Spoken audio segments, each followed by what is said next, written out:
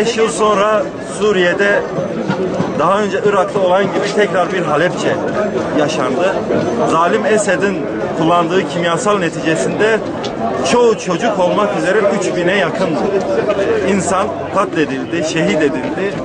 Mısır'da darbeciler kendi seçtikleri, halkın seçtiği seçilmiş cumhurbaşkanını darbeyle tekrar yerinden ettiler ve şu an Firavun mübarek serbest bırakıldı. Halkın seçtiği Mursi şu an cezaevinde.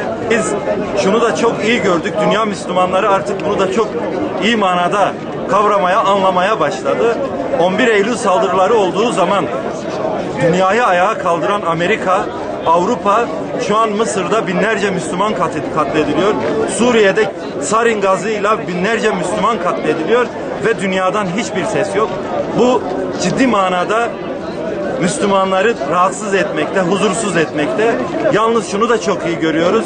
Suriye'de yaşanan olaylar, Mısır'da yaşanan olaylar İslam dünyasında da ne kadar vahdetin ve birliğe ihtiyaç olduğunu bize gösteriyor.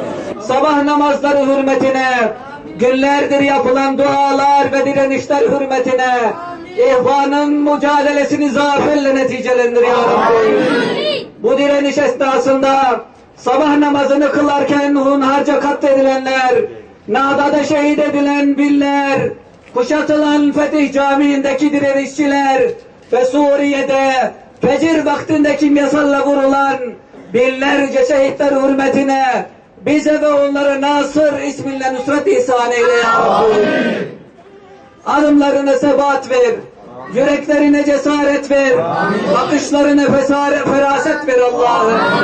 Birlik ve beraberliklerini bozma, sayılarını her geçen gün daha da artır.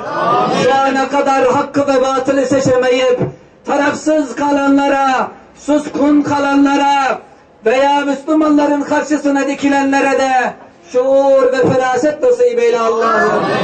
Ya ilahına, yer ve gök senin mülkündür. Senin gücün ve kudretin her şeye yeter.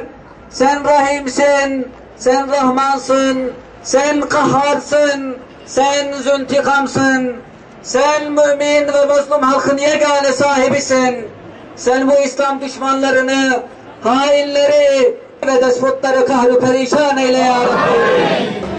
3 günlük bir programımız vardı platform olarak. Çarşamba akşamı yatsı namazından sonra bir de sabah namazı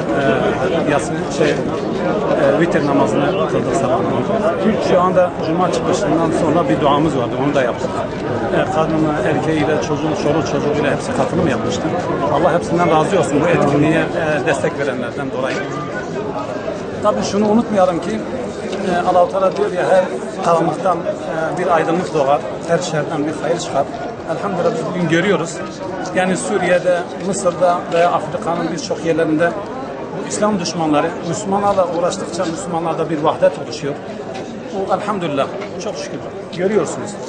Türkiye'de ve dünyanın birçok yerlerinde Müslümanlar vahdet için mücadele ediyor. Bir araya gelmeyi. İnşallah bu birlik ve dirliğimiz devam eder.